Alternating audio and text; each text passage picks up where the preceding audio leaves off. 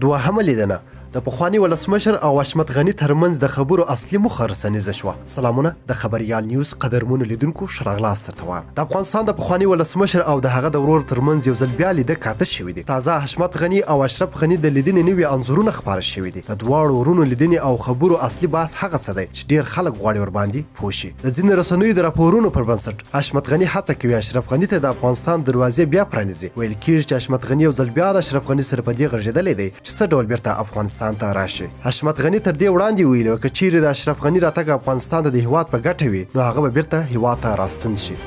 بل خوا په نوي پوځ کې د پخواني ملي اردو جذب شوو عسکرو شمیر په ډاګه شو. د افغانستان څخه د امریکایي ځواکونو له وتلو سره د افغانستان پخواني حکومت او پوځ سقوط وکړ. د طالبانو له راتګ او نوي حکومت د جوړېدو وروسته یوه تر ټولو زیاته پوښتل کېدونکې پوښتنه دا وه چې آیا نوی حکومت به د پخواني حکومت د پوځ عسکر په دندو وګماري او که نه. نوي حکومت ویلي چې دوی به د پخواني پوځ تخنیکي کسان او روزونکي بیا په خپلو دندو وګماري. د ننګرهار ولایت پخواني والي ویان عطاالله خوږیاڼي ویلي چې تقریبا 4.5 پخواني پوځیان بیرته د نوي حکومت پوځي لیکو ته دعوت شوي او په دندو شوي دي. ډېره مننه چې ویډیو مو راسره تر پایه وکتل. تر بیا او بلې ویډیو د الله په امان.